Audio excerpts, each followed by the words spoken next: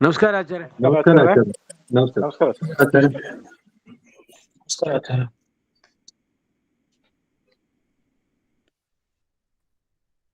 ನಮಸ್ಕಾರ ಆಚಾರ್ಯ.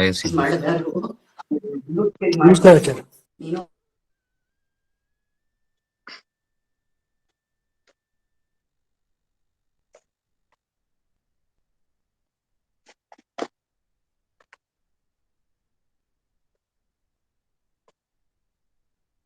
ಸುಮತಿಭಿರನುಮೇಯಂ ಶುಭ್ರಕಾಯಂ ಸಖಾಯಂ ಸುಖಮಯಮನಪಾಯಂ ಮುಕ್ತ್ಯುಪಾಯಂ ವಿಮಾಯಂ ಗ್ರಹಯಮಹಮಮೇಯಂ ಧ್ಯೇಯಮಾಮ್ನಾಯಗೇಯಂ ಸದಜಮಸದಜೇಯಂ ಶ್ರೀಸಹಾಯಂ ಭಜೇಯಂ ತಪಸ್ವಾಧ್ಯಾಯ ಶುಶ್ರೂಷಾ ಕೃಷ್ಣಪೂಜಾರತಂ ಮುನಿಂ ವಿಶ್ವೇಶಮಿಷ್ಟದಂ ವಂದೇ ಪರಿವ್ರಾಟ್ ಚಕ್ರವರ್ತಿನಂ ಶ್ರೀಗುರುಭ್ಯೋ ನಮಃ. ಹರಿ ಓಂ.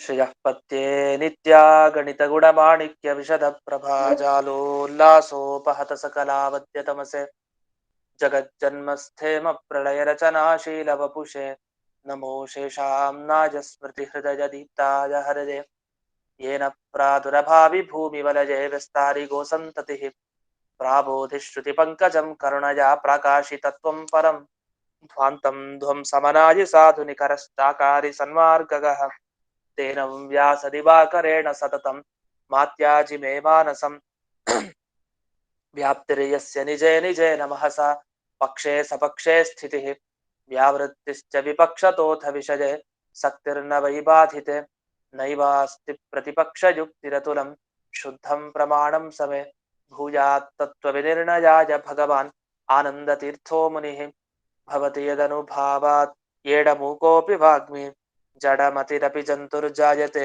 ಪ್ರಾಜ್ಞಮೌಲಿಃ ಸಕಲವಚನ ಚೇತೋ ದೇವತಾ ಭಾರತೀ ಸಾ ಮಮ ವಚಸಿ ನಿಧತ್ತಾಂ ಸನ್ನಿಧಿಂ ಮಾನಸೇ ಚ ರಮಾ ನಿವಾಸೋಚಿತವಾಸ ಭೂಮಿಃ ಸನ್ಯಾಯ ರತ್ನಾವರಿ ಜನ್ಮ ಭೂಮಿಃ ವೈರಾಗ್ಯ ಭಾಗ್ಯೋ ಮಮ ಪದ್ಮನಾಭತೀರ್ಥಾಮೃತಾಬ್ಧಿರ್ಭವತಾತ್ವಿಭೂತ್ಯೈ ಪದವಾಕ್ಯ ಪ್ರಮಾಣಜ್ಞಾನ್ ಪ್ರತಿವಾದಿಮದಚ್ಛಿದಃ ಶ್ರೀಮದಕ್ಷೋಭ್ಯತೀರ್ಥಾಖ್ಯಾನುಪತಿಷ್ಠೆ ಗುರೂನ್ ಮಮ ಶ್ರೀಮದಾನಂದತೀರ್ಥಾರ್ಯ ಸನ್ಮನಸ್ಸರಸಿ ಭುವಿ ಅರು ವ್ಯಾಖ್ಯಾನ ನಳಿನೇ ಚಂಚರಿ ಕತಿಮೇ ಮನಃ ನ ಶಬ್ದಾಬ್ಧೌ ಗಾಢಾಃ ನ ಚ ನಿಗಮ ಚರ್ಚಾಸು ಚತುರಾಃ ನ ಚ ನ್ಯಾಯೇ ಪ್ರೌಢಾಃ ನ ಚ ವಿದಿತ ವೇದ್ಯಾ ಅಪಿ ವಯಂ ಪರಂ ಶ್ರೀಮತ್ಪೂರ್ಣ ಪ್ರಮತಿ ಗುರು ಕಾರುಣ್ಯ ಸರಣಿಂ ಪ್ರಪನ್ನಾಮಾನ್ಯಾಸ್ಮಃ ಕಿಮಪಿ ಚ ವದಂತೋಪಿ ಮಹತಾಂ ಓಂ ನಾರಾಯಣಂ ನಿಖಿಲ ಪೂರ್ಣ ಗುಣೈಕದೇಹಂ ನಿರ್ದೋಷಮಾಪ್ಯತಮಮಪ್ಯಖಿಲೈಃ ಸುವಾಕ್ಯೈಃ ಅಸ್ಯೋದ್ಭವಾದಿದಮಶೇಷ ವಿಶೇಷತೋಪಿ ವಂದ್ಯಂ ಸದಾ ಪ್ರಿಯತಮಂ ಮಮ ಸನ್ನಮಾಮಿ ಕುಪಿತಾ ಹಿ ಪಣಚ್ಛಾಯಾ ಸಮೀಕೃತ್ಯ ಪರಂ ಸುಖಂ ಸೇವಂತೆ ಯತ್ಪದಂ ಧೀರಾಸ್ತಂ ಭಜೆ ವಲ್ಲಭಂ ಶ್ರಿಯಃ.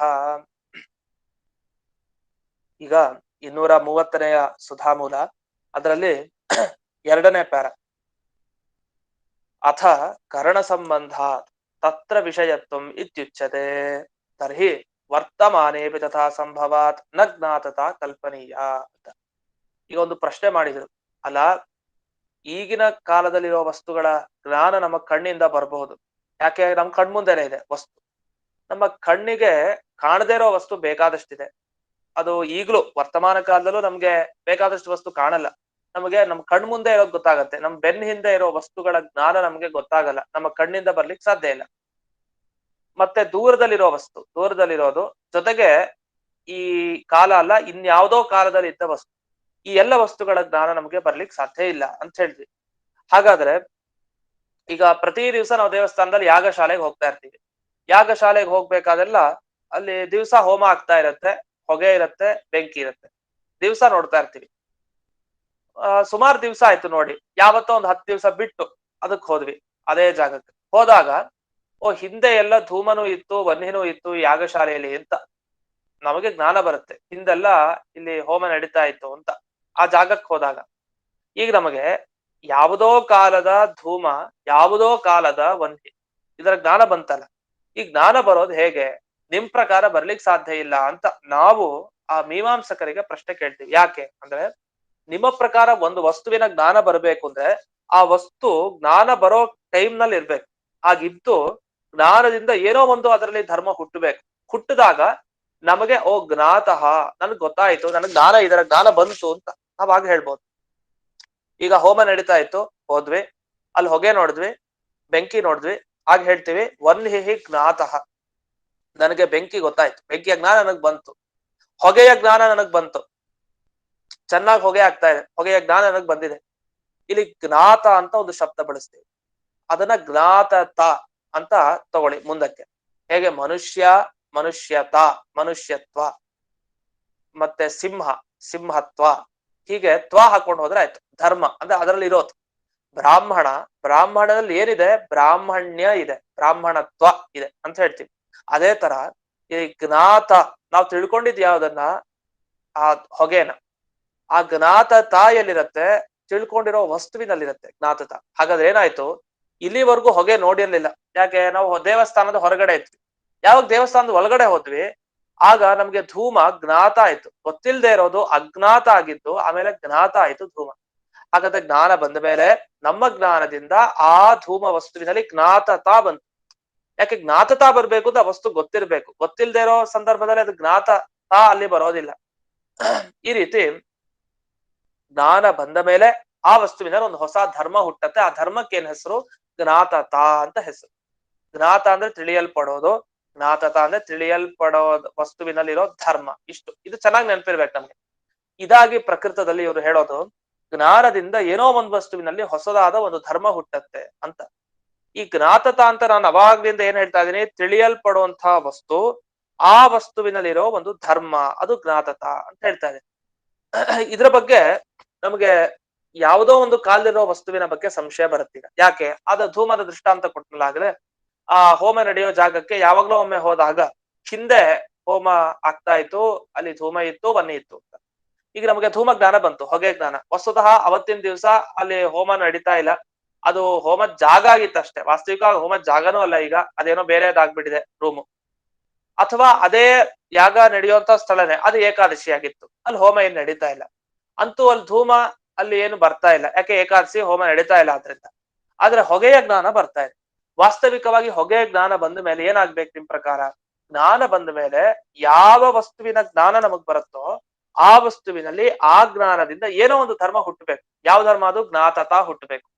ಹೇಗೆ ಕಣ್ಣಿಗೆ ಕಂಡ ಧೂಮದಲ್ಲಿ ನಮ್ಮ ಜ್ಞಾನದಿಂದ ಒಂದು ಜ್ಞಾತತ, ಅದು ಹೊಸದಾಗಿ ಗೊತ್ತಾಯ್ತು ಅಂತ ಆಗತ್ತೋ ಆಗ ಧೂಮ, ಅಲ್ಲಿವರೆಗೂ ಗೊತ್ತಾಗಿಲ್ಲ ಅಂತ ಹೇಗೆ ನಾವು ತಿಳ್ಕೊಂಡಿರ್ತೀವೋ, ಅದೇ ತರಹ ಈ ಧೂಮ ನೋಡಿದ ಮೇಲೆ ಅಂದ್ರೆ ಧೂಮದ ಜ್ಞಾನ ಬಂದ ಮೇಲೆ, ವಸ್ತುದ ಧೂಮ ಇಲ್ಲ ಅಲ್ಲಿ ಈಗ, ಆದ್ರೆ ಧೂಮದ ಜ್ಞಾನ ಬಂದ ಮೇಲೆ ಆ ಧೂಮದಲ್ಲಿ ನಮ್ಮ ಜ್ಞಾನದಿಂದ ಒಂದು ಧರ್ಮ ಹುಟ್ಲಿ. ಅದೇ ಧರ್ಮ ಹುಟ್ಟಲ್ಲ, ಯಾಕೆ, ವಸ್ತುನೇ ಇಲ್ವಲ್ಲ. ಅದು ನೆನ್ನೆನೋ ಮೊನ್ನೆನೋ ಇದ್ದ ಧೂಮ, ಹೋಮ ನಡೆದಿದ್ ನೆನ್ನೆನೋ ಮೊನ್ನೆನೋ. ಇವತ್ ನಾವು ಹೋಗಿದೀವಿ, ಇವತ್ತೇನಲ್ಲಿ ಹೋಮ ಇಲ್ಲ, ನಡೀತಾ ಇಲ್ಲ ಅಂದ್ಮೇಲೆ ಹಿಂದಿನ ದಿವಸದ ಧೂಮದ ಜ್ಞಾನ ಇವತ್ತು ಬಂತು. ಆದ್ರೆ ಆ ಧೂಮ ಇಲ್ಲ ಈಗ. ಇಲ್ಲ ಅಂದ್ಮೇಲೆ ಆ ವಸ್ತುವಿನ ಜ್ಞಾನನೇ ನಮಗ್ ಬರಬಾರದು. ಯಾಕೆಂದ್ರೆ ವಸ್ತು ಇದ್ರೆ ಮಾತ್ರ ಜ್ಞಾನ ಬಂದು ಅದ್ರಲ್ಲೊಂದು ಧರ್ಮ ಹುಟ್ಟಬಹುದು. ಧರ್ಮನೇ ಹುಟ್ಲಿಲ್ಲ ಅಂದ್ರೆ ಆ ವಸ್ತುವಿನ ಜ್ಞಾನವೇ ಬರಲ್ಲ ನಮ್ಗೆ ಅಂತ ನಿಮ್ಮ ಪ್ರಕಾರ ಆಕ್ಷೇಪ ಬರುತ್ತಲ್ಲ ಅಂತ. ಇಷ್ಟು ಇದಕ್ಕೆ ವಿವರಣೆ. ಈ ವಿವರಣೆಗೆ ಅವ್ರು ಉತ್ತರ ಕೊಡ್ತಾರೆ, ಹಾಗಲ್ಲ, ನಮ್ಮ ಮತದಲ್ಲಿ ಬೇರೆ ತರ ಕೂಡಿಸ್ತೀವಿ ನಾವು ಅಂತ ಅವ್ರು ನಮಗೆ ಉತ್ತರ ಕೊಡ್ಲಿಕ್ಕೆ ಅಂತ ಪ್ರಯತ್ನ ಪಡ್ತಾರೆ. ಅವ್ರೇನ್ ಉತ್ತರ ಕೊಡ್ತಾರೆ ಅಂದ್ರೆ, ಕರಣ ಸಂಬಂಧ ತತ್ರ ವಿಷಯತ್ವಂ, ಕರಣ ಸಂಬಂಧ ತತ್ರ ವಿಷಯತ್ವಂ. ಇದಕ್ಕೊಂದು ಉದಾಹರಣೆ ಹೇಳ್ತೀನಿ. ಇದು ನಮ್ಗೆ ಆ ಉದಾಹರಣೆ ಕೇಳಿರ್ಬೇಕು, ಪ್ರಸಿದ್ಧ ಉದಾಹರಣೆ. ಅದು ನಾವು ಯಾವಾಗಲೂ ಕೂಡ ನೆನಪಿಸ್ಕೊಳ್ಬೇಕು ಅಂತ ಉದಾಹರಣೆ. ಸುರಭಿ ಚಂದನಂ ಅಂತ ಒಂದು ಹೇಳ್ತಾ ಇರ್ತಾರೆ ಯಾವಾಗಲೂ ಶಾಸ್ತ್ರದಲ್ಲಿ. ಸುರಭಿ ಚಂದನಂ ಅಂತ. ಚಂದನಂ ಅಂದ್ರೆ ನಮಗ್ ಗೊತ್ತಿದೆ, ಗಂಧದ ತುಂಡು, ಗಂಧ, ಚಂದನ, ಅದರಿಂದ ವಾಸನೆ ಬರ್ತಾ ಇದೆ. ಗಂಧದ ಏನು ತುಂಡಿದೆ ಅದರಿಂದ ವಾಸನೆ ಬರ್ತಾ ಇದೆ. ದಿವಸ ನಾವು ತೈಲಕ್ಕೆ ಇಟ್ಕೊಂಡಿರ್ತೀವಿ, ಆ ಗಂಧದ ಚಕ್ಕೆ ಏನಿದೆ ಅದರಿಂದ ನಮಗೆ ವಾಸನೆ ಬರುತ್ತೆ. ಏನು, ಸುರಭಿ, ಒಳ್ಳೆಯ ವಾಸನೆ. ಸೌರಭ್ಯ, ಒಳ್ಳೆಯ ಪರಿಮಳ, ಅದರಿಂದ ನಮಗೆ ಬರ್ತಾ ಇದೆ. ಸೌರಭ ಜ್ಞಾನ ಬರ್ತಾ ಇದೆ ಅಂತ. ಸುರಭಿ ಅಂದ್ರೆ ಒಳ್ಳೆಯ ವಾಸನೆ ಬರ್ತಾ ಇದೆ. ಯಾವ್ದ್ರಿಂದ, ಆ ಚಂದನ ಖಂಡದಿಂದ ಬರ್ತಾ ಇದೆ. ಈಗ ನಮಗೇನಂದ್ರೆ ನೋಡಿ, ಈ ವಾಸನೆ ಗೊತ್ತಾಗಿರೋದು ಯಾವ ಇಂದ್ರಿಯಕ್ಕೆ ಗೊತ್ತಾಗೋದು, ವಾಸನೆ ಗೊತ್ತಾಗೋದು ನಮ್ಮ ನಾಸಿಕ, ಮೂಗು. ಆ ಮೂಗಿನಿಂದಾಗಿ ನಮಗೆ ಅದು ಒಳ್ಳೆಯ ಪರಿಮಳ ಇದೆಯೋ ಆ ವಸ್ತುವಿನಲ್ಲಿ ಅಥವಾ ಕೆಟ್ಟ ಈ ವಾಸನೆ ಇದೆಯೋ ಅಂತ ಗೊತ್ತಾಗತ್ತೆ. ಸುರಭಿ ಮತ್ತೆ ಚಂದನ, ಆ ಶ್ರೀಗಂಧದ ಚಕ್ಕೆ ಏನಿದೆ ಅದು ಗೊತ್ತಾಗೋದು ಯಾವ ಇಂದ್ರಿಯದಿಂದ, ಕಣ್ಣಿನಿಂದ ಗೊತ್ತಾಗತ್ತೆ. ಹಾಗಾದ್ರೆ ಕಣ್ಣಿನಿಂದ ಗಂಧದ ಆ ಚಕ್ಕೆಯ ಜ್ಞಾನ ಬರುತ್ತೆ. ಅದರಲ್ಲಿರೋ ಗಂಧದ ಜ್ಞಾನ ಸುರಭಿ ಚೆನ್ನಾಗಿದೆ ಅಂತ ಜ್ಞಾನ ಬರೋದು ಯಾವ ಇಂದ್ರಿಯಿಂದ? ಮೂಗಿನಿಂದ. ಇಷ್ಟಾಯ್ತು. ಹಾಗಾದ್ರೆ ಒಂದೊಂದು ಇಂದ್ರಿಯಿಂದ ಒಂದೊಂದು ಜ್ಞಾನ ಬರುತ್ತೆ. ಈಗ ಒಬ್ಬ ಒಂದ್ಸಲಿ ಆ ಚಕ್ಕೆ ವಾಸನೆ ನೋಡಿದ್ದ, ಮೂಗ್ ಹತ್ರ ಇಟ್ಕೊಂಡು ವಾಸನೆ ನೋಡಿದ. ಆಮೇಲೆ ಆ ಮೂಗ್ ಹತ್ರ ಇಟ್ಕೊಳ್ಬೇಕಾದ್ರೆ ಕಣ್ಣಿನಿಂದ ತಾನು ಆ ಇದನ್ನು ನೋಡಿದಾನೆ, ಯಾವ್ದು ಚಂದನ ಖಂಡವನ್ನು ನೋಡಿದಾನೆ. ಯಾಕೆ ಕೈಯಲ್ಲಿ ಹಿಡ್ಕೊಬೇಕು ಅಂತ ನೋಡಿದಾನೆ ಕಣ್ಣಿನಿಂದ. ಆಮೇಲೆ ಅದರ ವಾಸನೆ ನೋಡಿದಾನೆ. ಇವನ್ ಕುರುಡ ಅಲ್ಲ, ಇವನ್ ಕಣ್ಣು ಕಾಣುವನೆ ನೋಡಿದಾನೆ ಅಂತ ಅರ್ಥ. ಇದಾದ್ಮೇಲೆ ಯಾವಾಗ್ಲೂ ಒಮ್ಮೆ ಇನ್ನೊಬ್ರು ಮನೆಗ್ ಹೋದ. ಅಲ್ಲಿ ದೇವ್ರ ಮನೆಯಲ್ಲಿ ಏನ್ ನೋಡ್ದ? ಆ ದೇವ್ರ ಮನೆಯಲ್ಲಿ ಶ್ರೀಖಂಡ, ಇದು ಚಂದನ ಖಂಡ ನೋಡ್ದ. ಆ ಚಂದನ ಖಂಡ ನೋಡಿದ ಕೂಡಲೇ ಅವನ ಅಂದ, ಸುರಭಿ ಚಂದನಂ ಇದಂ, ಇದೇನಿದೆಯಲ್ಲ ನಾ ನೋಡ್ತಾ ಇರೋ ಗಂಧದ ಚಕ್ಕೆ, ಇದು ಸುರಭಿ ಅಂತ ಅಂದ. ಒಳ್ಳೆ ವಾಸನೆ ಇರುವಂತ ಗಂಧದ ಚಕ್ಕೆ ಅಂತ. ಇದು ಹೇಗೆ ಹೇಳ್ಲಿಕ್ಕೆ ಸಾಧ್ಯ? ಯಾಕೆಂದ್ರೆ ಅವನು ಬಂದಿದ್ದ ದೇವ್ರ ಮನೆ ಹತ್ರ ಹೋಗಿ ಕೈಯಲ್ಲಿ ಹಿಡ್ಕೊಂಡು ಮೂಸ್ ನೋಡಿಲ್ಲ ಅದನ್ನ.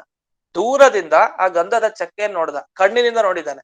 ಕಣ್ಣಿನಿಂದ ನೋಡಿದ್ರು ಕೂಡ ಅವನಿಗೆ ಬಂದ ಜ್ಞಾನ ಏನು ಅಂದ್ರೆ ಬರೀ ಚಂದನ ಖಂಡ ಅಂತ ಜ್ಞಾನ ಬರ್ಲಿಲ್ಲ, ಬರೀ ಇದು ಗಂಧದ ಚಕ್ಕೆ ಅಂತ ಜ್ಞಾನ ಬರ್ಲಿಲ್ಲ. ಏನ್ ಬಂತು? ಸುರಭಿ ಚಂದನಂ, ಅದು ಒಳ್ಳೆ ವಾಸನೆ ಇರುವಂತಹ ಗಂಧದ ಚಕ್ಕೆ ಅಂತ. ಅದ್ ಹೆಂಗ್ ಸಾಧ್ಯ ಅವನು ಹೇಳಲಿಕ್ಕೆ? ಇವನು ಕಣ್ಣಿಗೆ ಎಷ್ಟು ಶಕ್ತಿ ಇದೆ? ವಾಸನೆ ಗ್ರಹಿಸೋ ಶಕ್ತಿ ಕಣ್ಣಿಗಿದೆಯಾ? ಇಲ್ಲ, ಅದು ಮೂಗಿಗಿರೋದು. ಮತ್ತೆ ಕಣ್ಣಿನಿಂದ ಗ್ರಹಿಸಿದ್ದೇನೋ ಶ್ರೀಗಂಧದ ಆ ಚಕ್ಕೆ, ಜೊತೆಗೆ ಅದರಲ್ಲಿರೋ ವಾಸನೆ, ಸುವಾಸನೆ. ಅದೇ ಗ್ರಹಣ ಆಯ್ತು? ಸಾಧ್ಯ ಇಲ್ವಲ್ಲ. ಯಾಕಂದ್ರೆ ಮೂಗಿನ ಹತ್ರ ಅವನಿಗೆ ವಾಸನೆ ಬಂದಿಲ್ಲ, ತುಂಬಾ ದೂರದಲ್ಲಿದ್ದಾನೆ ಅಂತ. ಇಲ್ಲ ಹತ್ರಕ್ಕೆ ಹೋಯ್ದ, ಸ್ವಲ್ಪ ಹತ್ರದಲ್ಲಿದ್ದ ವಾಸನೆ ಬಂತು, ಹಾಗೂ ಇಲ್ಲ ದೂರದಲ್ಲಿದ್ದಾನೆ. ಅಂತಹ ಸಂದರ್ಭದಲ್ಲಂತೂ ಅವನಿಗೆ ಜ್ಞಾನ ಬಂತು. ಯಾಥೋ ದೂರದಲ್ಲಿ ಶ್ರೀಗಂಧದ ಮರ ನೋಡಿದ್ವಿ, ಎಲ್ಲೋ ಒಂದು ನೋಡ್ತೀವಿ, ನೋಡಿದಾಗ ಅದು ಸುರಭಿ ಅಂತ ನಮಗ್ ಜ್ಞಾನ ಬಂದೇ ಬರುತ್ತೆ. ಇದೆಲ್ಲ ಬರ್ಲಿಕ್ಕೆ ಹೇಗ್ ಸಾಧ್ಯ ಅಂತ ಒಂದು ಪ್ರಶ್ನೆ ಮಾಡ್ಕೊಂಡು. ಬರೋದ್ ತಪ್ಪೇನಿಲ್ಲ, ಬರೋದ್ ಜ್ಞಾನ ಬರುತ್ತೆ, ಆದ್ರೆ ಕಣ್ಣಿನಿಂದ ಬರಲ್ಲ ಅಂತ. ಇದು ಪ್ರಧಾನವಾಗಿ ಮನಸ್ಸಲ್ಲಿರೋ ಆಕ್ಷೇಪ. ಅದಕ್ಕೆ ಉತ್ತರ ಕೊಡ್ತಾರೆ, ಹಾಗಲ್ಲ. ಹಿಂದೆ ಯಾವಾಗಲೊಮ್ಮೆ ಅನುಭವ ಆಗಿತ್ತಾನೆ. ಯಾವಾಗ ಅವನು ಆ ಗಂಧದ ಚಕ್ಕೆಯನ್ನ ತನ್ನ ಕೈಯಲ್ಲಿ ಇಟ್ಕೊಂಡು ಅವನು ವಾಸನೆಯನ್ನ ಗ್ರಹಣ ಮಾಡಿದ್ನೋ ತನ್ನ ಮೂಗಿನಿಂದ, ನಾಸಿಕಾ ಇಂದ್ರಿಯಿಂದ ಗ್ರಹಣ ಮಾಡಿದಾಗ ಅವನಿಗೆ ಸಂಸ್ಕಾರ ಇದೆ, ಹಿಂದೆ ಅನುಭವ ಬಂದಿತ್ತಲ್ಲ, ಓ ಗಂಧದ ಚಕ್ಕೆ ಅಂದ ಮೇಲೆ ಅದು ಒಳ್ಳೆ ವಾಸನೆ ಇರುತ್ತೆ ಅದರಲ್ಲಿ ಅಂತ ತಾನು ಮೂಗಿನಿಂದ ಗ್ರಹಿಸಿದ್ದ. ಅದರ ಅನುಭವ ಆಗಿತ್ತು. ಅನುಭವ ಆಗಿರೋದ್ರಿಂದ ಅದರ ಸಂಸ್ಕಾರ ಅವನ ಮನಸ್ಸಿನಲ್ಲಿ ಉಳ್ಕೊಂಡಿತ್ತು. ಯಾವಾಗ ಶ್ರೀಗಂಧದ ಚಕ್ಕೆ ನೋಡ್ತಾನೆ, ನೋಡಿದ ಕೂಡ್ಲೆ ಕಣ್ಣಿನ ಜೊತೆಗೆ ಆ ಸಂಸ್ಕಾರ ಅದು ಸೇರ್ಕೊಡುತ್ತೆ. ಹಿಂದೆ ನೋಡಿದ ಸೌರಭದ ಸಂಸ್ಕಾರ, ಹಿಂದೆ ನೋಡಿದ ಅಂದ್ರೆ ಹಿಂದೆ ಗ್ರಹಿಸಿದ ಅಂತ ಇಟ್ಕೊಳ್ಳಿ.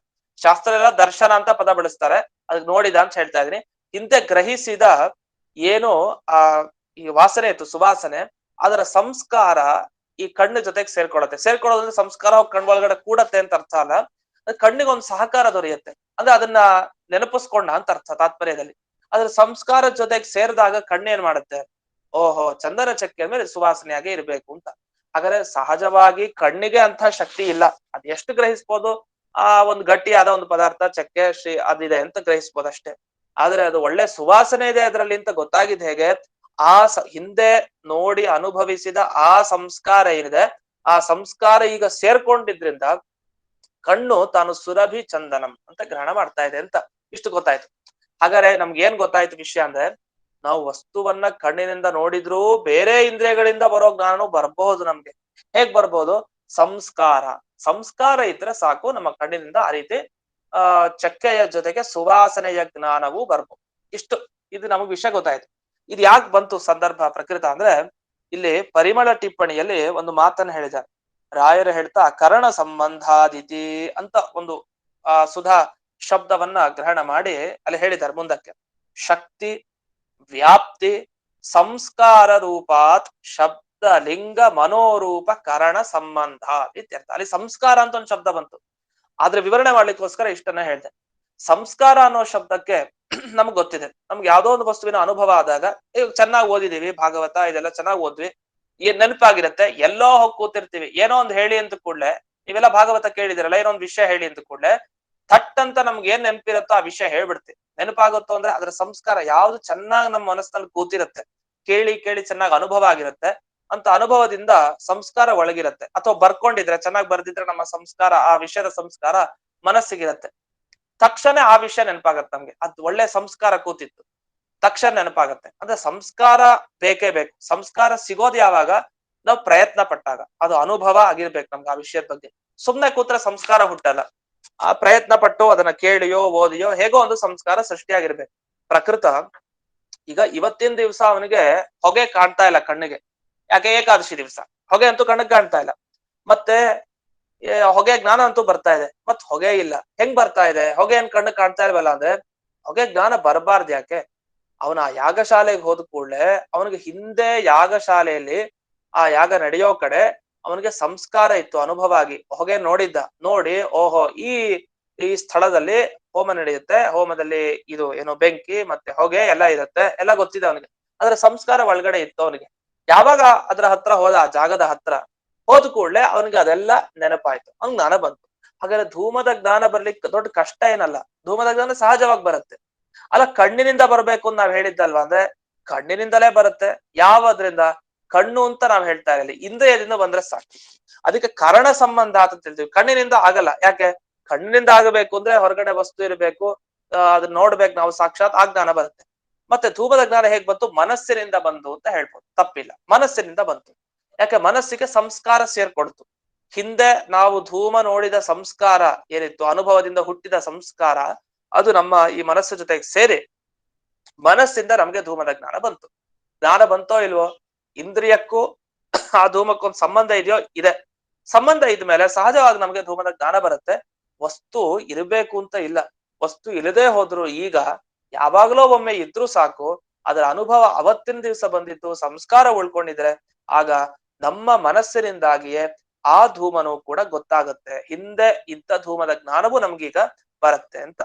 ಸರಿ, ಇಷ್ಟೆಲ್ಲ ಏನ್ ಹೇಳಿ ಏನ್ ಮಾಡಿದ್ರಿ ಈಗ ನೀವು? ಯಾವುದೋ ಕಾಲದಲ್ಲಿರೋ ವಸ್ತುವಿನ ಜ್ಞಾನನು ಬರಬಹುದು ಅಂತ ಇಷ್ಟು ಕೂಡಿಸಿದ್ರಿ. ಇಷ್ಟು ಒಪ್ಪಿಕೊಳ್ಳೋ ನೀವು ಈಗಿನ ಕಾಲದಲ್ಲಿ ಒಂದು ವಸ್ತು ಇದೆಯಲ್ಲ, ಈಗೆಲ್ಲ ನಾವು ನೋಡ್ತಾ ಇದೀವಿ, ಪುಸ್ತಕ, ಮೊಬೈಲ್ ಎಲ್ಲ ನಮ್ ಕಣ್ಣಾರೆ ನೋಡ್ತಾ ಇದೀವಿ. ಈ ಜ್ಞಾನ ಹೇಗ್ ಬರ್ತಾ ಇದೆ? ನಮ್ಮ ಕಣ್ಣಿನಿಂದ ಬರ್ತಾ ಇದೆ, ನಮ್ಮ ಮನಸ್ಸಿದೆ, ಮನಸ್ಸಿನಿಂದ ಬರ್ತಾ ಇದೆ, ಸಾಕಲ್ಲ. ನೀವೇನ್ ಮಾಡ್ತಾ ಇದ್ರಿ? ಒಂದು ವಸ್ತುವಿನ ಜ್ಞಾನ ಬರ್ಬೇಕು ಅಂದ್ರೆ ಆ ಜ್ಞಾನದಿಂದ ಆ ವಸ್ತುವಿನಲ್ಲಿ ಏನೋ ಒಂದು ಧರ್ಮ ಹುಟ್ಟಬೇಕು, ಹುಟ್ಟಿದ ಮೇಲೆ ಅದರ ಜ್ಞಾನ ಬರುತ್ತೆ, ಅದು ಆ ಜ್ಞಾನಕ್ಕೆ ಅದು ವಿಷಯ ಆಗುತ್ತೆ ಅಂತ ಹೀಗೆಲ್ಲ ಹೇಳ್ತೀರಿ. ಇದೆಲ್ಲ ಯಾಕೆ ಬೇಕು? ಇದೆಲ್ಲ ವ್ಯರ್ಥ, ಇದೆಲ್ಲ ಒಪ್ಪೋದೇ ಬೇಡ. ಅಂದ್ರೆ ಆ ಜ್ಞಾತತ ಅಂತ ಏನೋ ಒಂದು ವಸ್ತುವಿನಲ್ಲಿ ಒಂದು ಧರ್ಮ ಹುಟ್ಟತ್ತೆ, ಅದ್ ನಿಮಗ್ ಕಣ್ಣಕ್ ಕಾಣಿಸಲ್ಲ. ಈಗ ಒಂದು ಮಣ್ಣಿನಿಂದ ಮಡಿಕೆ ಮಾಡ್ತೀವಿ, ವಸ್ತ್ರ ಬಟ್ಟೆ ತಯಾರು ಮಾಡ್ತೀವಿ, ಈ ತರ ಅದು ಕಣ್ಣಕ್ ಕಾಣಿಸಲ್ಲ ಜ್ಞಾತತ. ಯಾಕೆಂದ್ರೆ ಅದು ಒಂದು ಕಾಣದೇ ಇರುವಂತಹ ಒಂದು ಧರ್ಮ, ನಮಗೆ ಜ್ಞಾತ ಗೊತ್ತಾಗತ್ತೆ ನಮಗೆ. ಆದ್ರೆ ಅದು ಇದೇ ತೋರಿಸಿ ಅಂದ್ರೆ ನಮ್ ಕಣ್ಣಿಂದ ನೋಡ್ಲಿಕ್ ಬರಲ್ಲ ನಮ್ಗೆ. ಆ ತರ ಧರ್ಮ ಅದು. ಅದನ್ನ ನಾವು ಅಲ್ಲಿ ಹುಟ್ಟಿದೆ ಅಂದ್ರೆ ಎಲ್ಲಿ ಕಾಣ್ತಾ ಇಲ್ವಲ್ಲ ಅಂತ ಪ್ರಶ್ನೆ ಮಾಡೋ ಹಾಗಿಲ್ಲ. ಅದು ನಮ್ಗೆ ಅನುಭವಕ್ಕೆ ಬರ್ತಾ ಇದೆ ಅದಿದೆ ಅಂತ. ಯಾಕೆ? ಧೂಮ ಕಣ್ಣು ಮುಚ್ಚಿದ್ದಾಗ ನಾವು ವಸ್ತು ನೋಡೇ ಇಲ್ಲ, ಕಣ್ ತೆಗೆದಾಗ ಆ ವಸ್ತು ನೋಡಿದಾಗ ಆ ವಸ್ತುವಿನಲ್ಲಿ ಜ್ಞಾತತ ನಮಗ್ ಗೊತ್ತಾಯ್ತಲ್ಲ ಆ ವಸ್ತು, ಅದ್ರ ಜ್ಞಾತತ ಅಂತ ಒಂದು ಹೊಸ ಧರ್ಮ ಬಂತು. ಈ ತರ ನಮ್ಮ ಅನುಭವಕ್ಕೆ ಇದೆಯಲ್ವಾ? ಅಂದ್ರೆ ಜ್ಞಾತತ ಒಪ್ಪೋದೇ ಬೇಡ, ಎಲ್ಲೂ ನೀವು ಅದನ್ನ ಒಪ್ಕೊಳ್ಳೇಬೇಡಿ. ಇದೇನೋ ಹೊಸ ವಿಷಯ, ಇದೆಲ್ಲ ನಮ್ಗೆ ಅನುಭವಕ್ಕೆ ಬರ್ದೇ ಇರೋ ವಿಷಯ, ಇದೆಲ್ಲ ಬೇಡ. ಅತೀತಾದಿವತ್ ವರ್ತಮಾನೇಪಿ ನಾಸ್ತಿ ಇತ್ಯರ್ಥ. ಅದರಿಂದ ಹೇಗೆ ಹಿಂದಿನ ಕಾಲದ ವಸ್ತುಗಳಲ್ಲಿ ಜ್ಞಾತತ ಒಪ್ಪೋ ಅವಶ್ಯಕತೆ ಇಲ್ವೋ, ಈಗ ನಾವು ಕಣ್ಣಾರೆ ನೋಡ್ತಾ ಇರೋ ವಸ್ತುಗಳಲ್ಲೂ ಅಂಥ ಒಂದು ಧರ್ಮ ಏನೋ ನಮ್ಮ ಜ್ಞಾನದಿಂದ ಹುಟ್ಟತ್ತೆ ಅಂತ ಒಪ್ಪೋ ಅವಶ್ಯಕತೆ ಇಲ್ಲ. ಇದಾದ್ಮೇಲೆ ಮತ್ತೊಂದು ಒಳ್ಳೆ ಪ್ರಶ್ನೆಯನ್ನ ಮಾಡ್ತಾರೆ. ಕಿಂಚ ಮುಂದಿನ ವಾಕ್ಯ, ಜ್ಞಾನಂ ಸ್ವವಿಷಯೇ ಜ್ಞಾತತಾಮುಪಜನಯತೆ ಯತ್ರ ಕ್ವಚಿತ್ವಾ. ಈಗ ಜ್ಞಾನ ಬರುತ್ತೆ, ಯಾವ ವಸ್ತುವಿನ ಬಗ್ಗೆ ಜ್ಞಾನ ಬಂತು? ಹೊಗೆಯ ಬಗ್ಗೆ ಜ್ಞಾನ ಬಂತು. ಜ್ಞಾತತಾ ಹುಟ್ಟಿದ್ ಎಲ್ಲಿ? ಹೊಗೆಯಲ್ಲೇ ಹುಟ್ಟತ್ತೋ ಬೇರೆ ಕಡೆ ಹುಟ್ಟತ್ತೋ? ಬೇರೆ ಕಡೆ ಹುಟ್ಟತ್ತೆ ಅಂದ್ರೆ ಹಾಗೆ ಸರಿ ಇಲ್ಲ. ಬಂದಿದ್ದು ಹೊಗೆ ನೋಡಿ ಹೊಗೆ ಜ್ಞಾನ ಬಂತಂತೆ. ಹುಟ್ಟೋ ಧರ್ಮ ಎಲ್ಲೋ ಬೆಂಕಿಲ್ ಹುಟ್ಟತ್ತೆ ಅಂದ್ರೆ ನೋಡಿದ್ದು ದೇವದತ್ತರನ್ನ, ತಿಳ್ಕೊಂಡಿದ್ ಯಜ್ಞದತ್ತನ್ನ. ಹಿಂಗೆಲ್ಲ ಸಾಧ್ಯ ಇಲ್ಲ. ಯಾರನ್ನ ನೋಡ್ತೇವೋ ಅವನ ಜ್ಞಾನ ಬಂತು, ಅವನಲ್ಲೇ ಆ ಧರ್ಮ ನಮ್ಮ ಜ್ಞಾನದಿಂದ ಹುಟ್ಟಬೇಕಷ್ಟೆ. ಹಾಗಾದ್ರೆ ಏನಾಯ್ತು? ಮೊದಲೇ ನಮಗೆ ಆ ವಸ್ತು ಗೊತ್ತಿರ್ಬೇಕು. ವಸ್ತು ಗೊತ್ತಾಗಿದ್ರೆ ಆಮೇಲೆ ಅದರಲ್ಲಿ ಜ್ಞಾನದಿಂದ ಜ್ಞಾತತ ಬರುತ್ತೆ ಅಂತ. ಅಂದ್ರೆ ಇವಾಗ ಒಬ್ಬ ವ್ಯಕ್ತಿ ನಮ್ಮ ಮುಂದೆ ನಿಂತಿದ್ದಾನೆ, ನಮ್ಮ ತಂದೆನೋ ನಮ್ಮ ಮಗನೋ ಯಾರೋ ನಿಂತಿದ್ದಾನೆ. ಅವ್ರು ನೋಡಿದಾಗ ನಾವು, ಮಗ ನಿಂತಿದ್ದಾನೆ, ಅವನ್ನ ನೋಡಿದಾಗ ನಾವೇನಂತೀವಿ? ನನ್ನ ಪುತ್ರ, ನನ್ನ ಮಗ ಅಂತ ಜ್ಞಾನ ಬಂತು. ಇವ್ ನನ್ನ ಪುತ್ರ ಅಂತ ಜ್ಞಾನ ಬಂತಲ್ಲ, ಆ ಜ್ಞಾನದಿಂದ ಏನಾಯ್ತು? ನನ್ನ ಮಗನಲ್ಲಿ ಜ್ಞಾತತ ಅನ್ನೋ ಒಂದು ಧರ್ಮ ಹುಟ್ಟಿತು. ನಂಗೆ ಗೊತ್ತಿರ್ಲಿಲ್ಲ, ಕಣ್ಣು ಮುಚ್ಚಿದ್ದೆ, ಮಗ ಬಂದಿದ್ ಗೊತ್ತಿಲ್ಲ ಮನೆಗೆ. ಕಣ್ ತೆಗೆದು ಕೂಡಲೇ ಅವ್ನ್ ಬಂದಿದ್ದಾನೆ ಬಾಗ್ಲು ತಕ್ಕೊಂಡು. ಆಗ ಆ ಮಗನಲ್ಲಿ ಜ್ಞಾತತ ಅನ್ನೋ ಧರ್ಮ ಬಂತು. ಯಾಕೆ? ನಾನ್ ನೋಡಿದ್ನಲ್ಲ. ಈಗ ಜ್ಞಾತತ ಹುಟ್ಟೋದ್ ಯಾವಾಗ ಅಂತ ನಮ್ ಪ್ರಶ್ನೆ. ನೀವು ಮಗನನ್ನ ನೋಡಿದ ಮೇಲೆ ಅಲ್ಲಿ ಜ್ಞಾತತ ಬಂತು, ನೋಡೋ ಮುಂಚೆನೆ ಅವನಲ್ಲಿ ಜ್ಞಾತತ ಬಂತು ಅಂತ ಪ್ರಶ್ನೆ. ನಾವೇನ್ ಹೇಳ್ತೀವಿ? ನೋಡ್ಬೇಕ್ ತಾನೆ, ಮಗನ ಜ್ಞಾನ ಬಂದ್ಮೇಲೆ ತಾನೆ ಆಮೇಲೆ ಜ್ಞಾತತ ಹುಟ್ಟೋದು ಅಂತ. ಅಲ್ಲ, ಜ್ಞಾನ ಬಂದ್ಮೇಲೆ ಜ್ಞಾತತ ಹುಟ್ಟತ್ತೆ ಅಂದ್ರೆ ಮೊದಲೇ ನಿಮಗೆ ಮಗನ ಜ್ಞಾನ ಆಯ್ತು. ಮೊದಲೇ ಜ್ಞಾನ ಬಂದ ಮೇಲೆ ಯಾಕೆ ಈ ಜ್ಞಾತತ ಎಲ್ಲ ಹುಟ್ಟಿಸ್ಬೇಕು? ಅಲ್ಲೊಂದು ಜ್ಞಾತ ಆಯ್ತು, ಗೊತ್ತಾಯ್ತು, ಇವೆಲ್ಲ ಹೇಳೋ ಅವಶ್ಯಕತೆನೇ ಇಲ್ಲ. ಅದ್ರಲ್ಲಿ ಹೇಳ್ತಾರೆ, ಜ್ಞಾತತ ಉಪಚರನಾತ್ ಪ್ರಾಗೇವ ಅರ್ಥಸ್ಯ ವಿಷಯತ್ತು ಸಿದ್ಧೇಹೇ. ಯಾವ ವಸ್ತು ಯಾವ ಜ್ಞಾನಕ್ಕೆ ವಿಷಯ ಆಗಬೇಕು ಅಂತ ಪ್ರಶ್ನೆ ಬಂದಾಗ ನೋಡಿ, ಬಂದಿರೋ ಜ್ಞಾನ ನನ್ನ ಮಗನ ಜ್ಞಾನ. ಆದ್ರಿಂದ ಈ ಜ್ಞಾನಕ್ಕೆ ಯಾರ ವಿಷಯ? ನನ್ನ ಮಗನೇ ವಿಷಯ. ಯಾಕೆ ಅವನ್ ಜ್ಞಾನ ಬರ್ತಾ ಇದೆ ಅಂತ. ಇದು ಹೇಳ್ಬೇಕು ಅಂದ್ರೆ ಮೊದಲೇ ನಿಮ್ಮ ಮಗನ ದರ್ಶನ, ಅವನನ್ನ ನೋಡೋದು ನೀವು ಮಾಡಿರ್ಬೇಕು. ಅವನನ್ನ ನೋಡಿದ್ರೆ ಆಮೇಲೆ ನನ್ನ ಮಗನ ಜ್ಞಾನ ಬಂತು ಅಂತ ಹೇಳಿ ಆ ಜ್ಞಾನದಿಂದ ಅಲ್ಲಿ ಏನೋ ಒಂದು ಹೊಸದಾದ ಧರ್ಮ ಹುಟ್ಟಿ ನನ್ನ ಜ್ಞಾನಕ್ಕೆ ನನ್ನ ಮಗನು ವಿಷಯ. ಇಷ್ಟೆಲ್ಲ ಯಾಕೆ ಕಲ್ಪನೆ ಮಾಡ್ಬೇಕು? ಈಗ ಆನೆ ಒಂದ್ ಬಂತು ಅನ್ಕೊಳ್ಳಿ, ದೊಡ್ಡ ಆನೆ ಬಂದ ಕೂಡಲೇ ಅದನ್ನ ನೋಡ್ಬಿಟ್ಟಿವಿ. ಮೊದಲೇ ನಮ್ಮ ಕಣ್ಣಿಂದ ಆನೆಯನ್ನು ನೋಡಾಯ್ತು. ನೋಡಾದ್ಮೇಲೆ ಆನೆಯ ಜ್ಞಾನ ನಮಗ್ ಬಂದಿದೆ ಮೊದಲೇ. ಯಾಕೆ? ವಸ್ತುವಿನ ಜ್ಞಾನ ಮೊದಲು ಬರ್ಬೇಕಲ್ಲ, ಅದು ಆನೆ ಅಂತ ಗೊತ್ತಾಗ್ಬೇಕಲ್ಲ. ಆನೆ ಅಂತ ಗೊತ್ತಾದ ಮೇಲೆ ನಮ್ಗೇನ್ ಜ್ಞಾನ ಬಂತಲ್ಲ, ಆ ಜ್ಞಾನದಿಂದ ಆನೆ ಏನೋ ಒಂದು ಧರ್ಮ ಹುಟ್ಟತ್ತೆ. ಏನಕ್ಕೆ ಹುಟ್ಟಿಸ್ಬೇಕು? ಆ ಧರ್ಮ ಹುಟ್ಟಿದ್ಮೇಲೆ ಏನಾಯ್ತು? ಏನಿಲ್ಲ, ಆನೆಯ ಜ್ಞಾನಕ್ಕೆ ಆನೆಯೇ ವಿಷಯ. ಯಾಕೆ ಹೇಳ್ಬೇಕಿದೆನ? ಮೊದಲು ನಮಗೆ ಕಣ್ಣಿನ ಜ್ಞಾನ ಬಂದಾಗ್ಲೇ ಅದು ವಿಷಯ ಅಂತ ಗೊತ್ತಾಗೋಗಿದೆ ನಮ್ಗೆ. ಆನೆ ಬಗ್ಗೆ ನಾನು ತಿಳ್ಕೊಂಡೆ ಅಂತ. ಪುನಃ ಅಲ್ಲಿ ಆನೆಯಲ್ಲಿ ಒಂದು ಹೊಸದಾದ ಧರ್ಮ ಹುಟ್ಟಬೇಕು ಅಂತೇನು ಒಪ್ಪೋದ್ ಬೇಡ ಅಂತ. ಈ ಚರ್ಚೆ ನಮ್ಗೆ ಅನ್ಸತ್ತೆ, ಇದೆಲ್ಲ ಏನ್ ಚರ್ಚೆಗಳು ಅಂತ ನಮ್ಗೆ ಅನಿಸ್ಬೋದು. ಸ್ವಲ್ಪ ಒಂದ್ 3-4 ಸರಿ ನಾವು ಇದನ್ನ ಅಧ್ಯಯನ ಮಾಡಿದಾಗ ಓಹೋ ಇದೆಲ್ಲ ಎಷ್ಟ್ ಚೆನ್ನಾಗಿದೆ ಅಂತ ಆಮೇಲೆ ಅನುಭವಕ್ಕೆ ಬರುತ್ತೆ. ಸ್ವಲ್ಪ ಅನುಭವಕ್ಕೆ ಬರೋದು ಸ್ವಲ್ಪ ನಿಧಾನ. ಯಾಕೆಂದ್ರೆ ಈ ತರದ ವಿಷಯಗಳನ್ನ ಸಾಮಾನ್ಯವಾಗಿ ಮೊದಲನೇ ಸಲ ಕೇಳ್ತಾ ಇರ್ತೀರಿ. ಇದು ನಮ್ಗೆ ಹೇಗೆ ಅಂದ್ರೆ ಗುರುಕುಲದಲ್ಲಿ ಇದ್ದಾಗ ಆಗಾಗ ಒಂದೊಂದ್ ಕಡೆ ಬಂದಿರತ್ತೆ. ಅದ್ ಕೇಳಿ ಆ ಸಂಸ್ಕಾರ ಇರುತ್ತಲ್ಲ, ಯಾವಾಗಲೋ ವರ್ಷದಲ್ಲಿ ಓದಿದ್ದು ಆ ಸಂಸ್ಕಾರದಿಂದ ಮತ್ ಬರೋದ್ರಿಂದ ಸಹಜ ಅಂತ ಅನಿಸ್ಬಿಡತ್ ನಮ್ಗೆ. ಮೊದಲನೇ ಸಲ ಜ್ಞಾತತ ಆತರ ಎಲ್ಲ ಶಬ್ದ ಕೇಳಿದಾಗ ಏನಿದು, ಏನೇ ಹೇಳಲಿಕ್ಕೆ ಕೊಟ್ಟಿದ್ದಾರೆ, ಇದ್ರಲ್ಲೊಂದು ಚರ್ಚೆ ಇದೆಯಾ ಅಂತ ಅನ್ಸುತ್ತೆ ಸಹಜ. ಒಂದ್ 2-3 ಸಲ ಅದನ್ನ ಮತ್ತೆ ಆವೃತ್ತಿ ಅದನ್ನ ಮತ್ ನೋಡಿದಾಗ ನಮ್ಗೆ ಆ ಸಂಶಯ ವಾರಣೆ ಆಗುತ್ತೆ. ಇನ್ನು ಎರಡನೇ ಇದರ ಖಂಡನೆ ಮುಂದಕ್ಕೆ ವರಿಸ್ತಾರೆ ಜಯತೀರ್ಥರು. ಅಪಿಚ ಜ್ಞಾತತಾಯಾಮಪಿ ಜ್ಞಾತತೋತ್ಪಾದ ಅಂಗೀಕ್ರಿಯತೇನವಾ ನೇತಿ ಪಕ್ಷೆ ಜ್ಞಾನ ವಿಷಯತ್ವ ನಸ್ಯ. ನೋಡಿ, ನಮ್ಮ ಮೀಮಾಂಸಾ ದರ್ಶನದವರು ನಮ್ಮ ಮಧ್ವಾಚಾರ್ಯರ ಮತದಲ್ಲಿ ಬೇರೆ ಬೇರೆ ಒಳ್ಳೊಳ್ಳೆ ವಿಷಯಗಳೆಲ್ಲ ಹೇಳ್ತಾರೆ. ಇವರೆಲ್ಲ ಏನೇನೋ ವಿಷಯ ಹೇಳಲಿಕ್ಕೆ ಪ್ರಾರಂಭ ಮಾಡ್ತಾರೆ. ಇದೆಲ್ಲ ಯಾಕೆ ಬೇಕು? ನಮ್ಮ ಅನುಭವಕ್ಕೆ ಇಲ್ಲ. ನಮ್ಮ ಅನುಭವಕ್ಕೆ ನೋಡಿದ್ರೆ ಇದೆಲ್ಲ ಅನುಭವಕ್ಕೆ ಬರೋದೇ ಇಲ್ಲ. ಸುಮ್ನೆ ಅವರು ಒಂಥರ ಹೇರೋ ತರ ಇದನ್ನ ನಾವು ಒಪ್ಕೊಳ್ಬೇಕು ಅನಿವಾರ್ಯವಾಗಿ ಅಂತ ಅವ್ರು ಸುಮ್ನೆ ನಾವು ಮಾತಿನ ಚಕಮಕಿ, ಅದು ಯುಕ್ತಿಯಿಂದ ಒಪ್ಕೊಳ್ಬೇಕು, ಇಲ್ಲ ಅಂದ್ರೆ ಈ ತರ ದೋಷ ಬರುತ್ತೆ, ಆಕ್ಷೇಪ ಬರುತ್ತೆ, ಇದಕ್ಕೆ ಉತ್ತರ ಕೊಡಿ, ಹಾಗಾದ್ರೆ ಅದನ್ನ ನೀವು ಒಪ್ಕೊಳ್ಬೇಕು ಅಂತ ತಮ್ಮ ಸಿದ್ಧಾಂತವನ್ನ ಸ್ಥಾಪನೆ ಮಾಡ್ಬೇಕು ಜಗತ್ನಲ್ಲಿ. ತಮ್ಮ ಸಿದ್ಧಾಂತ ಸ್ಥಾಪನೆ ಮಾಡ್ಲಿಕ್ಕೋಸ್ಕರ ಏನೇನೇನೋ ಪ್ರಯತ್ನ ಪಟ್ಟಿದ್ದಾರೆ. ಆ ಪ್ರಯತ್ನ ಪಟ್ಟಿದ್ದೆಲ್ಲ ವ್ಯರ್ಥ. ಆಚಾರ್ಯ ಹೇಳೋದು ಒಂದೇ, ಅನುಭವಕ್ಕೇನು ಬರ್ತಾ ಇಲ್ಲ. ಅನುಭವಕ್ಕೆ ಬರ್ತಾ ಇಲ್ಲ ಮೇಲೆ ಯಾಕೆ ಒಪ್ಬೇಕು? ಅಷ್ಟೇ ಅಲ್ಲದೆ ನೀವ್ ಹೇಳೋ ಪ್ರಕಾರ ಇಟ್ಟುಕೊಂಡು ಬೇಕಾದಷ್ಟು ದೋಷ ಇದೆ ನಿಮ್ಮ ಮತದಲ್ಲಿ ಅಂತ ಅದರ ಖಂಡನೆ ಮಾಡ್ತಾ ಹೋಗ್ತಾ ಇದೆ. ಅದನ್ನ ನಮ್ಗೆ ಜಯತೀರ್ಥರು ತಿಳಿಸ್ಕೊಟ್ಟಿದ್ದಕ್ಕೆ ಅರ್ಥ ಆಗ್ತಾ ಇದೆ ಇವತ್ತಿನ ದಿವಸ. ಇಲ್ಲಾಂದ್ರೆ ಅದು ಕಷ್ಟ. ಇದೆಲ್ಲ ಹೆಂಗ್ ಊಹೆ ಮಾಡೋದು ಹೇಗೆ? ಆಚಾರ್ಯರು ಹೀಗೆ ಉತ್ತರ ಕೊಟ್ಟಿದ್ರು ಅವರ ಮತಕ್ಕೆ ಅಂತ ಮೊದಲು ಮೀಮಾಂಸಕರ ಮತ ಏನು ಅಂತಾನೆ ಮೊದಲು ಅರ್ಥ ಆಗಲ್ಲ. ಅದರಲ್ಲಿ ಇವರು ಅದನ್ನ ಬರೆದು ಅದಕ್ಕೆ ಆಚಾರ್ಯರು ಏನ್ ದೋಷ ಕೊಟ್ಟಿದ್ದಾರೆ ಅಂತ ಬರೆದು ತಮ್ಮ ಅಭಿಪ್ರಾಯವನ್ನ ಸೇರಿಸಿ ಕೊನೆಗೆ ಅದನ್ನೊಂದು ಸರಿಯಾಗಿ ಮಾಡ್ತಾರೆ ಸಾರ, ಇಷ್ಟು ಅರ್ಥ ಇದಕ್ಕೆ ಅಂತ. ಇದು ಅವರ ಕೌಶಲ. ಇಷ್ಟಾಗಿ ಒಂದು ಪ್ರಶ್ನೆ. ಈಗ ಘಟದ ಜ್ಞಾನ ಬಂತು, ಪುಸ್ತಕದ ಜ್ಞಾನ ಬಂತು, ನಮ್ ಕಣ್ಮುಂದಿರೋ ಪುಸ್ತಕವನ್ನ ತಿಳ್ಕೊಂಡಾದ್ಮೇಲೆ ಆ ಪುಸ್ತಕದಲ್ಲಿ ಒಂದು ಧರ್ಮ ಹುಟ್ಟಿತು ಅಂತ ಹೇಳ್ತೀರಿ. ಯಾವ ಧರ್ಮ ಹುಟ್ಟಿತು? ಜ್ಞಾತತ ಅನ್ನೋದು ಹುಟ್ಟಿತು. ಹಾಗಾದ್ರೆ ಆ ಜ್ಞಾನ ಬರ್ಬೇಕಲ್ಲ. ಪುಸ್ತಕ ತಿಳ್ಕೊಂಡಾಯ್ತು, ಜ್ಞಾತತ ಹುಟ್ಟಿತು ಅಂತ ಒಂದು ಜ್ಞಾನ ಬರ್ಬೇಕಲ್ಲ ನಿಮ್ಗೆ. ಅದು ಬಂತು ಅಂತ ಹೇಳ್ಬೇಕು. ಈಗ ಬಾಗಿಲು ತೆಗೆದು ಒಬ್ಬ ಮಗ ಬಂದ, ಮಗನ ಜ್ಞಾನ ಬಂತು. ನಂತರ ಹೆಂಡತಿ ಹೆಂಡತಿಯ ಜ್ಞಾನ ಬಂತು. ನಂತರ ತಂದೆಯ ಜ್ಞಾನ ಬಂತು. ಅಮ್ಮನ ಜ್ಞಾನ ಬಂತು. ಒಬ್ಬೊಬ್ಬರ ಜ್ಞಾನ ಬರ್ತಾ ಹೋಗುತ್ತೆ. ಆ ತರ ಇಲ್ಲಿ ಒಂದು ವಸ್ತು ಜ್ಞಾನ ಬಂದ ಮೇಲೆ ಆ ವಸ್ತುವಿನಲ್ಲಿ ಏನ್ ಹುಟ್ಟಿತು? ಜ್ಞಾತತ ಅನ್ನೋ ಧರ್ಮ ಹುಟ್ಟಿತು. ಅದು ನಮಗೆ ತಿಳಿಯುತ್ತಲ್ಲ ಆ ವಸ್ತು, ಅದರಿಂದ ಜ್ಞಾತತ ಅಲ್ಲಿ ಹುಟ್ಟಿತು. ಸರಿ, ಜ್ಞಾತತ ಹುಟ್ಟಿತು ಅಂತ ನಿಂಗೆ ಗೊತ್ತಾಯ್ತೋ ಇಲ್ವೋ? ಗೊತ್ತಾಯ್ತು. ಹಾಗಾದ್ರೆ ಏನ್ ಬಂತು? ಜ್ಞಾತತಾದ ಜ್ಞಾನ ಬಂತು ಅಂತ ಹೇಳ್ಬೇಕು. ಆ ಜ್ಞಾತತಾದ ಜ್ಞಾನ ಬರುತ್ತಲ್ಲ, ಆ ಜ್ಞಾತತ ಹೇಗ್ ತಿಳ್ಕೊಂಡ್ರೆ ಅಲ್ಲೊಂದು ಜ್ಞಾತತ ಹುಟ್ಟಬೇಕು ಇನ್ನೊಂದು. ಯಾಕಂದ್ರೆ ನೀವು ಯಾವ ವಸ್ತುವಿನ ಜ್ಞಾನ ಬರುತ್ತೆ ಅಂತ ಹೇಳ್ತೀರಿ ಎಲ್ಲಾ ಕಡೆ, ಅಲ್ಲೊಂದು ಏನೋ ಒಂದು ಧರ್ಮ ಹುಟ್ಟಬೇಕು ಜ್ಞಾತತ ಅಂತ. ಹಾಗಾದ್ರೆ ಜ್ಞಾತತ ಅನ್ನೋ ಧರ್ಮ ಹುಟ್ಟಿತು. ಸರಿ, ಅದರ ಜ್ಞಾನ ಬಂತೋ ಎಲ್ಲೋ? ಬಂತು. ಅಲ್ಲೊಂದು ಜ್ಞಾತತ. ಅಂದ್ರೆ ಈ ತರ ಒಪ್ತಾ ಹೋದ್ರೆ ಅನವಸ್ಥಾ ಅಂತ ಒಂದು ದೋಷವನ್ನ ಶಾಸ್ತ್ರದಲ್ಲಿ ಕೊಡ್ತಾರೆ. ಅದಕ್ಕೆ ಒಂದು ಮಿತಿನೇ ಇಲ್ಲ, ಲಿಮಿಟೇ ಇಲ್ಲ, ಅದು ಹೋಗ್ತಾನೆ ಇರುತ್ತೆ. ಎಷ್ಟಂತ ಹೇಳ್ತೀರಿ? ಕೊನೆ ಜ್ಞಾತತ ಇವೆಲ್ಲ ಒಪ್ಪೋದ್ ಬೇಡ ಅಂತ ಅರ್ಥ. ಸುಮ್ನೆ ಅದು ದೋಷ. ಸುಮ್ನೆ ಒಪ್ಕೊಂತಾ ಹೋಗ್ಬೇಕು ಮುಂದಕ್ಕೆ. ಇದು ಯಾರ ನಮ್ಮ ಅನುಭವಕ್ಕೂ ಕೂಡ ಇಲ್ಲ ನಾವು ಒಪ್ಪೋದೇ ಇಲ್ಲ. ಘಟ ನೋಡ್ತೀವಿ, ಮಡಿಕೆ, ಪುಸ್ತಕ ಇವೆಲ್ಲ ವಸ್ತು ನೋಡಿದಾಗ ಜ್ಞಾನ ಬರುತ್ತೆ.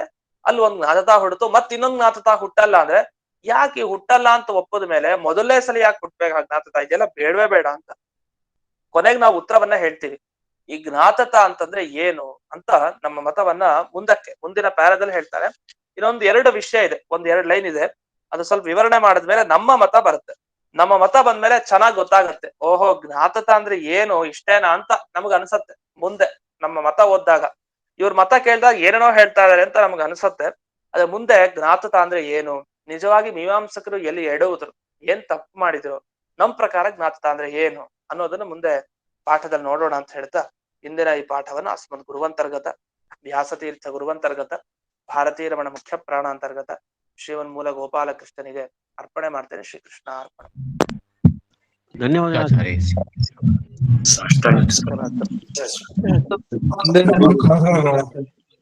ಈ ಘಟದ ಇವತ್ತು ಎಕ್ಸ್ಪ್ಲನೇಷನ್ ಬಹಳ ಚೆನ್ನಾಗಿತ್ತು.